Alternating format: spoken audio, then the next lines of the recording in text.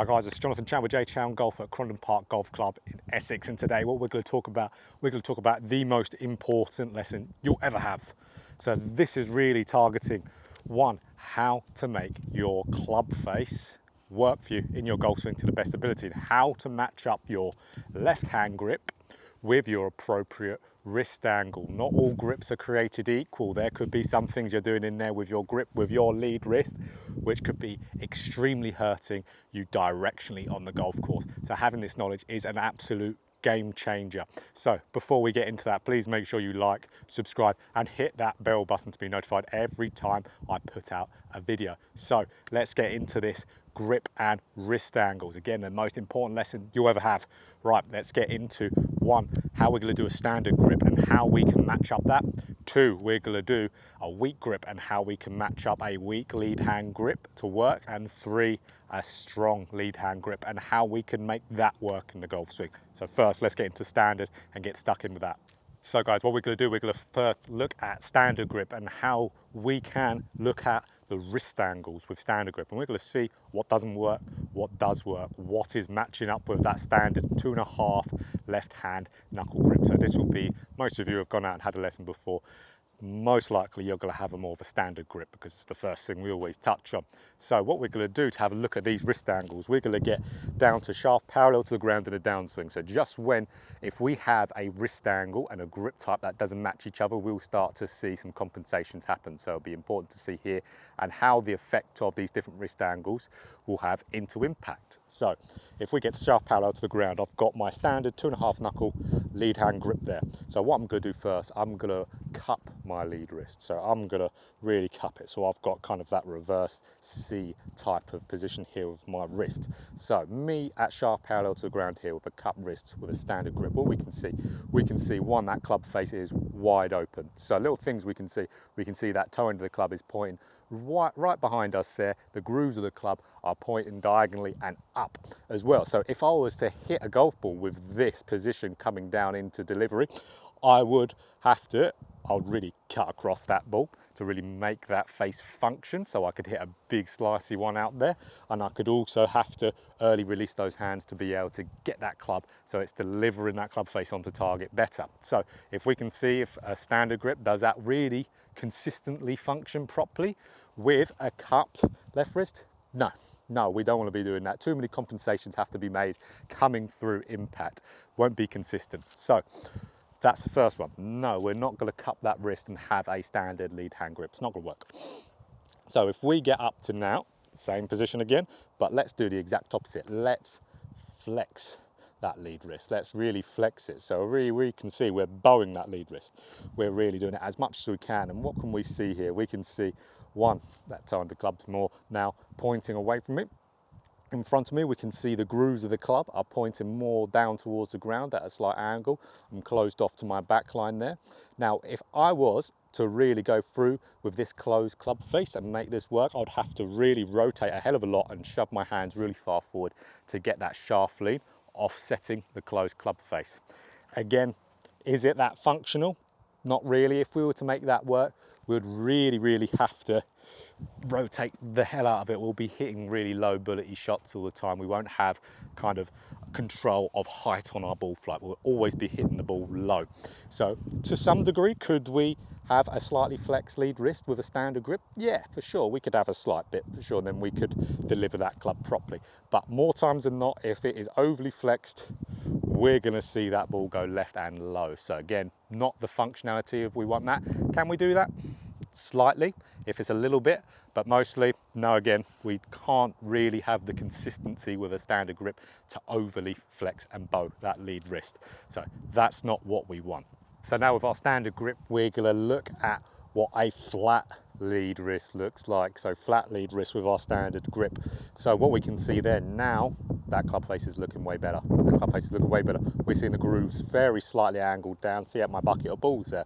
It's about where they are. The toes very slightly down, more so back, matching my back angle, maybe very slightly open to it. But we can see for there, not many compensations need to be made coming through that ball to be able to hit the golf shot to our target. So if we have a standard grip, it's more preference-wise to have it very much a flat lead wrist there. So we've got to match those two up if we want to do it perfectly. We've got to match a standard lead hand grip with a flatter wrist angle. So if you're a standard guy, you know what to do. So next, let's have a little look at weak lead hand grips. That'll be the second one to go for, because then we can really see some things are going to change, but there's certain ways we can match that up. We're going to look at what works, what doesn't work. Let's do that right now. So guys, weak lead hand grip. So really when we're looking down at our lead hand, we're seeing more of our one knuckle or 1.5 knuckles there. So if we're doing this, there is a certain way we need to match up that wrist angle to properly get a nice square club face coming into the ball. We're going to do the same thing as before, get it to sharp parallel to the ground in the downswing, and we're going to see through impact what we have to do to be able to make either one of these work of wrist angles. Some are going to work, some are really not going to. So let's do the same. So I've got my lead hand grip there, 1.5 knuckles, so it's mostly in my palm, if anything. Now, same thing, we're going to start off with cup. So we're really going to cup that lead hand wrist. So where we can see, if you've got a weak grip and you're cupping that lead hand wrist, it's not going to work for you. You can see that that club face is wide open. Toe of the club's pointing way behind me. The grooves are even pointing up almost to the sky there. So if we're doing that, that's not going to function. The only way for me to get that club face of the ball squarely is if I really throw those wrists, I really early release cast at it. And then I'm going to be chucking a load of loft at it. The ball's going to go high. Probably the ball's still going to go quite offline as well. That is the only way for me to make that work. So if you're a guy out there who has your weak lead hand grip and you're cupping your lead wrist at any point in the swing, you've got to change that, otherwise you're not going to be getting better at all. You've got to change that. So what we're going to do, we have got to, now let's do the opposite. We're going to really flex that lead hand with a weak lead hand grip. Now what we can see, club face is actually quite nice and square. We can see it very similar to the flat lead hand standard grip. You can see how the grooves of the club are very slightly pointing at that basket, so it's very slightly towed down. It's more matching my back angle there. So we can see from there, all we would need to do to really get that ball going down our target line is just nicely rotate through. We can present quite a square club face with minimal effort from there. So we can see if we have got quite a, let's say, cupped or quite flexed even, bowed lead hand wrist with our weaker grip, that matches up perfectly. So if you think of a tour player, you'll be thinking of a John Rahm, Jordan Spieth, those type of guys, even like a, you know, them two are probably the most popular ones for sure who do that. So really, if you want that to match up with your weak hand, if you don't want to change your grip, if it was too funny for you, you have to start flexing that lead hand wrist if it's weak. Have to do it. So now with my weaker lead hand grip, I'm going to do a flat lead hand wrist angle here. So same position again. Now we can see I've got my weak lead hand grip and I've got a flat wrist. Now we can see that club face is actually very slightly open, very slightly open. So we're going to see if anything, that toe's pointing straight up to the sky. We could generally make this work a little bit, but we would have to have a little bit of flip with the wrists to be able to square that club face up. We'd have to stall our body rotation a little bit. If we had good rotation with good body turn, that club face is probably going to come in a little bit too open, only a little bit. So really, even with that flat lead hand wrist, for a weaker grip, it doesn't really vibe too well. Really, you're going to have it flexed for it to work. For it to really work, I mean, we can see a big flexed lead wrist, so really bowing it is the only way to really make that function properly and do the things you want to through impact with no compensations. It's all about consistency. Really, to have a consistent control of your club face, you've got to have these two matching. So if you've got a weaker grip, you don't want to change that grip, you've got to go and really make that lead wrist more flexed, more bowed. So next one, we're going to get into a stronger grip. Again, we have to do different things for a stronger grip to really make it work. So let's get into that. Let's have a look at a stronger grip. So guys, stronger lead hand grip. So really when we're looking down at that, we're seeing anywhere from 3.5 to 4 knuckles. So we're seeing practically all our knuckles in our lead hand grip, where it's really all in our fingers. So how are we going to make this work? Let's do the same thing again. Sharp parallel to ground. Now, I'm going to do the same order like last time. We're going to go to real cupped, and this is where it's going to look real different with this grip. So I'm really cupping my lead wrist here. Now, with that strong grip, you can see how that club face actually isn't too bad, is it? It's pretty much almost square. That toe is very slightly point down. The grooves of my club face are almost point out my basket. If anything, it could be a hair open, but you could make this work very nicely. Will be what you would have to do to be able to make your strong grip work. You need it cupped. Maybe not, well, it depends on your severity of the cup, maybe not extreme cupping, but you definitely need to be cupped more so than not to make that club face square.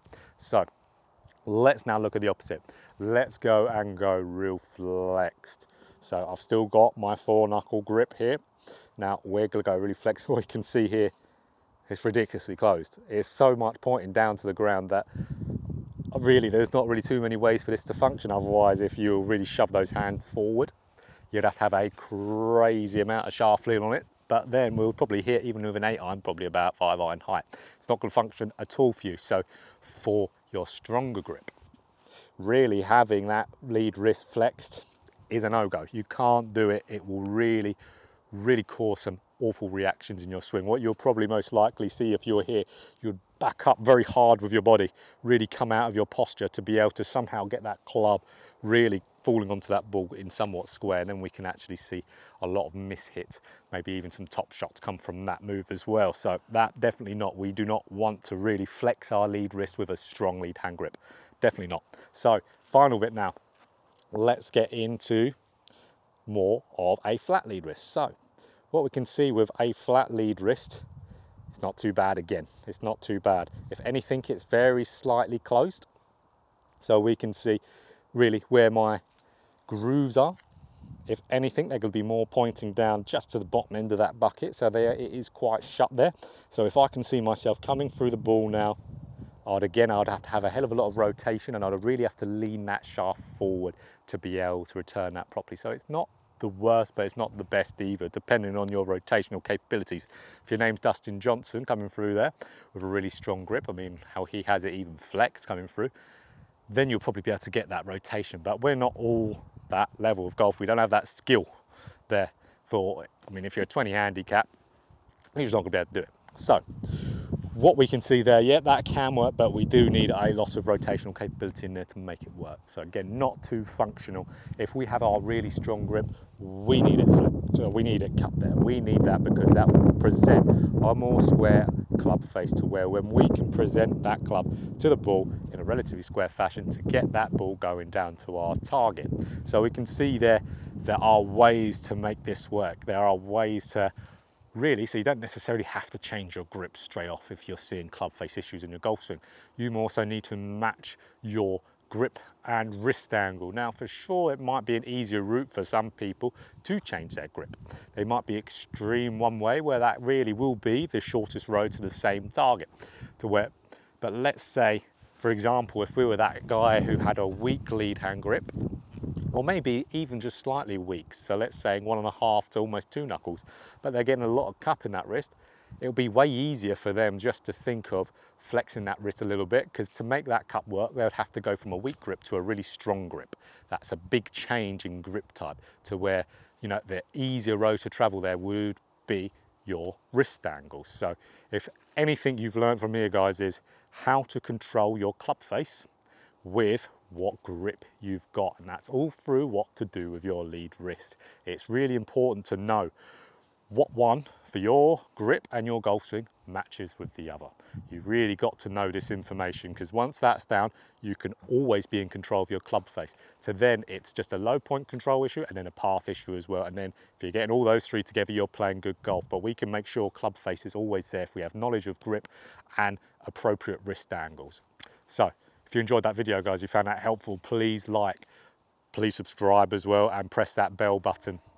So it will be interesting as well, so to hear from you guys is, do you have that knowledge already? Do you know what your wrist angle is? One, it'd be really interesting to know how many of you have each type of grip. So if you've got a stronger grip, let me know. If you've got a weaker grip, let me know. And let me know if you've got a standard grip. It's really interesting to me to know how many people have all these different types of grips, where in golf there's definitely, from what we've learned today, there is no standard way of gripping a golf club. You can make anything work. So guys, really get on top of that. Make sure you're controlling that club face between wrist angles and grip, and you'll hit the ball way straighter for it.